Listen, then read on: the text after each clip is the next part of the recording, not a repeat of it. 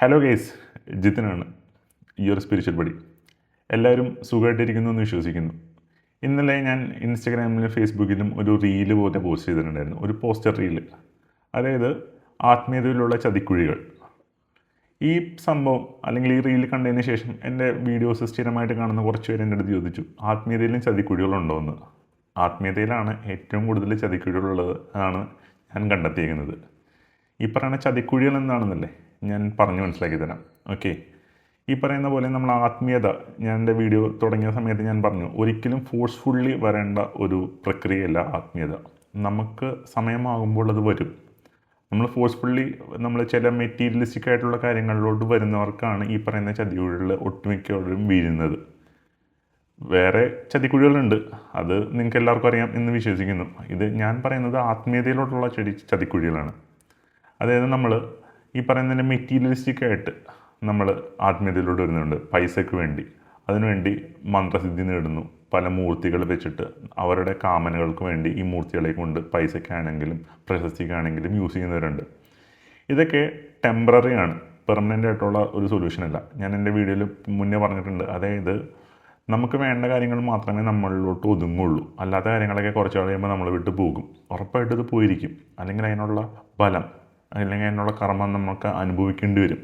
So നമുക്ക് ആവശ്യമുള്ള കാര്യങ്ങൾ നമ്മളിലോട്ട് വരുന്നതുകൊണ്ട് ഒരു പ്രശ്നമില്ല. ആവശ്യമില്ലാത്ത കാര്യങ്ങൾ നമ്മളിലോട്ട് വരുമ്പോൾ പല പ്രശ്നങ്ങളും നമുക്ക് ഉണ്ടാക്കുന്നുണ്ട്. എക്സാമ്പിൾ പറയുകയാണെങ്കിൽ പൈസ കിട്ടാൻ വേണ്ടി ഇപ്പോൾ പലവരും പല കാര്യങ്ങളും ചെയ്യുന്നുണ്ട്. എനിക്ക് കുറച്ച് കാര്യങ്ങളൊക്കെ എനിക്ക് പറയാൻ പ്രയാസപ്പെടുന്നതുകൊണ്ടാണ് ഞാൻ പറയാത്തത്. അങ്ങനെ പൈസയ്ക്ക് വേണ്ടി ഈ പറയുന്ന പോലെ ആ മൂർത്തിനെ യൂസ് ചെയ്തിട്ട് നമ്മൾ മന്ത്രം ജപിത്താൽ ആ മൂർത്തിനെ യൂസ് ചെയ്യിപ്പിച്ചിട്ട് നമ്മൾ കിട്ടും. അപ്പോൾ എന്നിട്ട് നമുക്ക് പൈസയൊക്കെ വരും. പക്ഷേ കുറച്ച് നാൾ കഴിയുമ്പോൾ ഈ പൈസ അല്ലെങ്കിൽ നമുക്ക് കർമ്മങ്ങൾ ഉണ്ടാക്കുന്നുണ്ട്. പല പല കർമ്മങ്ങൾ നമ്മൾ ഉണ്ടാക്കി വെക്കും. ഈ പല കർമ്മങ്ങളിലോട്ട് പോയി കഴിയുമ്പോൾ നമുക്കിത് അനുഭവിക്കേണ്ടി വരും. ഞാൻ പറഞ്ഞിട്ടുണ്ട്, നമ്മളായിരിക്കില്ല ഇത് അനുഭവിക്കുന്നത്. നമ്മുടെ ചുറ്റുപാടും നിൽക്കുന്ന നമ്മൾ സ്നേഹിക്കുന്നവരായിരിക്കുള്ളൂ ഇത് അനുഭവിക്കുന്നത്. ചിലപ്പോൾ മക്കളാവാം, ചിലപ്പോൾ ഭാര്യയാവാം, ചിലപ്പോൾ അച്ഛനമ്മമാരൊക്കെ ആയി പോവാം. അതുകൊണ്ടാണ് ഈ പറയുന്ന പോലെ നമുക്ക് വേണ്ട കാര്യങ്ങൾ മാത്രം നമ്മൾ ഈ പറയുന്ന പോലെ ഇത് ചെയ്യാനേ പാടുള്ളൂ. വേറെ പലർ ഈ പറയുന്ന മൂർത്തി ദർശനം കിട്ടുന്നവരുണ്ട്. അതായത് സാക്ഷാൽ ദേവിയുടെയോ അല്ലെങ്കിൽ കൃഷ്ണനെയൊക്കെയോ ആരാണോ നിങ്ങൾ ഭജിക്കുന്ന മൂർത്തി, അവരുടെ ദർശനം കിട്ടും. പിന്നെ ഇവരെന്ത് ചെയ്യും? ഈ ദർശനം ഒരിക്കൽ കൂടി കിട്ടാൻ വേണ്ടി പ്രാർത്ഥിക്കും. അതായത് സർവാഭരണ വിഭൂഷിതയായിട്ടുള്ള ദേവി നിങ്ങളുടെ മുന്നിൽ പ്രത്യക്ഷപ്പെട്ടിട്ടുണ്ടെങ്കിൽ, അതായത് നിങ്ങളുടെ സ്വപ്നത്തിലോ അല്ലെങ്കിൽ നിങ്ങളുടെ മുന്നിൽ കണ്ണടച്ചിരിക്കുന്ന സമയത്ത് നിങ്ങൾ പ്രത്യക്ഷപ്പെട്ടിട്ടുണ്ടെങ്കിൽ ആ രൂപത്തിൽ നിങ്ങൾ മറന്നു പോകും.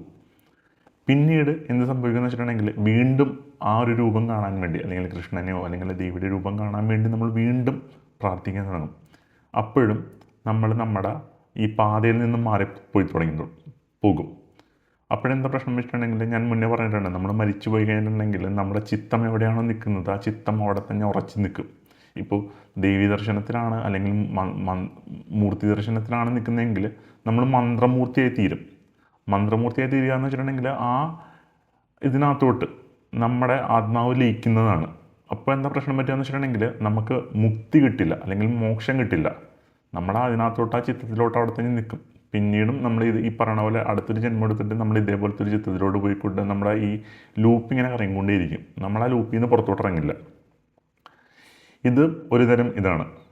അപ്പോൾ നിങ്ങൾ പറയും, അപ്പോൾ ദേവീ ദർശനം പാടില്ലേ എന്ന് വെച്ചിട്ടുണ്ടെങ്കിൽ അതിനും ഒരിതുണ്ട്. അതായത് ശ്രീനാരായണ ഗുരുദേവൻ പറയുന്നുണ്ട്, പച്ച മയിൽപ്പുറത്തേറി വരുന്ന മുരുകനെ ഞാൻ കണ്ടിട്ടുണ്ടെന്ന് പറയും. അപ്പോൾ ഇത് പറയുന്നപ്പോഴും പറയും, ഇപ്പം നിങ്ങൾ ചോദിക്കും, അപ്പോൾ ഇത് കാണാൻ വേണ്ടിയാണോ? അല്ല, ഇത് ഒരു മായക്കാഴ്ചയാണ്. ഈ മായക്കാഴ്ച നമ്മൾ കാണണം ശരിക്കും. പക്ഷേ ആ മായക്കാഴ്ച കണ്ടു കഴിഞ്ഞിട്ടുണ്ടെങ്കിൽ നമ്മൾ ഇരുന്ന് പ്രോസസ്സ് ചെയ്യണം. ഈ മായക്കാഴ്ച എന്തുകൊണ്ടാണ് ഞാൻ കണ്ടത് എങ്കിൽ മാത്രമേ നമുക്ക് മുന്നോട്ട് പോകാൻ പറ്റുള്ളൂ. ഈ മായക്കാഴ്ച പ്രോസസ്സ് ചെയ്യാണ്ട് ഈ മായക്കാഴ്ചയിൽ മതിഭ്രമിച്ച് പോയി കഴിഞ്ഞിട്ടുണ്ടെങ്കിൽ നമ്മളവിടെ വീണ് പോകും. അതുകൊണ്ട് മായക്കാഴ്ചകളെല്ലാം നമുക്ക് വരും. ഇപ്പോൾ ചിലർ ധ്യാനിച്ചിരിക്കുന്ന സമയത്ത്, ഞാൻ പറഞ്ഞിട്ടുണ്ട് മുന്നത്തെ ഒരു വീഡിയോയിൽ, അതായത് നമുക്ക് ദൂരദർശനിലെ പോലെ പല നീല കളറിലെ ഇങ്ങനെ ചുറ്റി വരും. കുറച്ച് കഴിയുമ്പോൾ വേറെ വേറെ കളേഴ്സ് വരും. പിന്നെ നമ്മുടെ ധ്യാനങ്ങൾ ഇതിനകത്തോട്ട് കോൺസെൻട്രേഷൻ ആവും, ഈ കളേഴ്സിനകത്തോട്ട് വേണ്ടി. ഇതിനകത്തോട്ട് വേണ്ടിയല്ല നമ്മൾ കോൺസെൻട്രേഷൻ നിൽക്കേണ്ടത്. നമ്മൾ ശൂന്യതയിലോട്ടാണ് നമ്മൾ കോൺസെൻട്രേഷൻ ചെയ്യണത്. ഒന്നുമില്ലാത്തൊരു സ്റ്റേറ്റ്, അതാണ് ശരിക്കും വേണ്ടത്. സാക്ഷാൽ പരമശിവൻ, ആദിയോഗി, എല്ലാം തികഞ്ഞൊരു യോഗി ഉണ്ടെങ്കിൽ അത് സാക്ഷാൽ പരമശിവനാണ്. പരമശിവൻ എപ്പോഴും ധ്യാനാവസ്ഥയിലാണ് അല്ലെങ്കിൽ മെഡിറ്റേഷൻ സ്റ്റേറ്റിലാണ്. അതായത് എല്ലാം തികഞ്ഞ ഒരാൾ മെഡിറ്റേറ്റ് ചെയ്യണമെങ്കിൽ എന്തിനെങ്കിലും തേടിയായിരിക്കുള്ളൂ മെഡിറ്റേറ്റ് ചെയ്യുന്നത്. പരമാത്മാവിനെ തേടിയാണ് സാക്ഷാൽ പരമശിവൻ മെഡിറ്റേറ്റ് ചെയ്യുന്നത്. അപ്പോൾ നമ്മളും ആ ഒരു ഇതിനകത്തോട്ടാണ് പോകേണ്ടത്.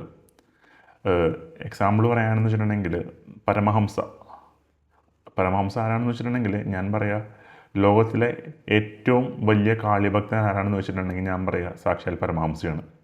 പരമഹംസ കാളി ദർശനം കിട്ടിയതിന് ശേഷം പരമഹംസയുടെ ഗുരു പറഞ്ഞത് എന്താണെന്ന് വെച്ചിട്ടുണ്ടെങ്കിൽ കയ്യിലിരിക്കണ വാളെടുത്ത് കാളിയനെ വെട്ടാനാണ് പറയുന്നത്. അതായത് കാളിയനെ വെട്ടിക്കഴിഞ്ഞാൽ മാത്രമേ നിനക്കിതിൽ നിന്നും മുന്നോട്ട് പോകാൻ പറ്റുള്ളൂ. എങ്കിൽ മാത്രമേ ആ മുക്തി അല്ലെങ്കിൽ നീ ആരായിട്ട് തീരണം എന്ന് തീരുമാനിച്ചിട്ടുണ്ടോ അതായി തീരുള്ളൂ. അല്ലെങ്കിൽ നമ്മളവിടെ ചുറ്റിപ്പറ്റി നിന്ന് പോകും. മനസ്സിലായി കാണുമെന്ന് വിശ്വസിക്കുന്നു. ഈ പറയണ ഇതിനകത്തോട്ടൊന്നും ചിത്തത്തിലോട്ടൊന്നും നമ്മൾ നിൽക്കരുത്, അല്ലെങ്കിൽ ഒരു കാര്യത്തിലോട്ട് നമ്മൾ നിൽക്കരുത്. നമ്മുടെ ആത്മീയപാത മുന്നോട്ട് മാത്രം പോവുക. ഈ പറയണ പോലെ ചിലർക്ക് നിയോഗമുള്ളവരുണ്ട്, ആത്മീയപാതയിൽ പോയിട്ട് ഈ പറയുന്ന പോലെ മുക്തിയിലോട്ട് പോകേണ്ട സോൾസ് ഉണ്ട്.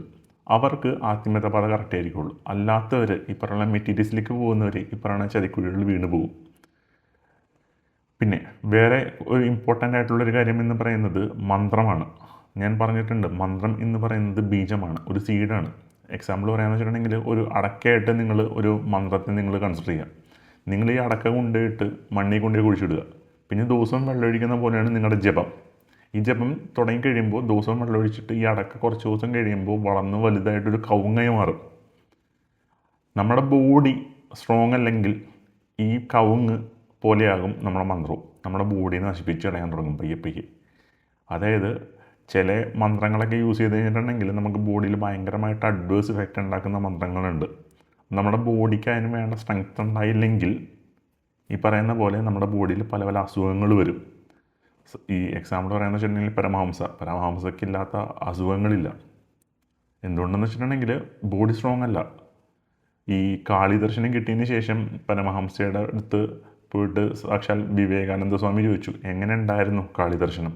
പരമഹംസ പറഞ്ഞ ഒരു വേർഡ് എന്ന് വെച്ചിട്ടുണ്ടെങ്കിൽ മതയാന ചെറ്റക്കുടിലോട്ട് വന്ന ഫീലിംഗ് ആയിരുന്നു. അതായത് ആ ഒരു പവർ ഉൾക്കൊള്ളാൻ പറ്റുന്നില്ല ബോഡിക്ക്. അത്രയ്ക്കും പവറാണ് ഈ പറയുന്ന കാര്യങ്ങൾക്കെല്ലാം. നമ്മൾ കേൾക്കുമ്പോൾ ഭയങ്കര സിമ്പിളായിട്ട് തോന്നും, പക്ഷേ ഇതാണ് അവസ്ഥ. അത്രയ്ക്കും പവറുള്ള കാര്യങ്ങളാണ്, ഫ്രീക്വൻസീസാണ്, അല്ലെങ്കിൽ ആ എനർജീസാണ് നമ്മുടെ ബോഡീസിലോട്ട് വരാൻ പോകുന്നത്. അപ്പോൾ നമ്മൾ നമ്മുടെ ബോഡീനെയും സ്ട്രോങ് ആക്കണം. ഞാൻ എൻ്റെ മുന്നത്തെ വീഡിയോകളിലൊക്കെ പറഞ്ഞ പോലെ നമ്മുടെ മനസ്സും നമ്മുടെ ബോഡിയും എത്രത്തോളം സ്ട്രോങ് ആകാൻ പറ്റുന്നോ അത്രത്തോളം സ്ട്രോങ് ആക്കുക.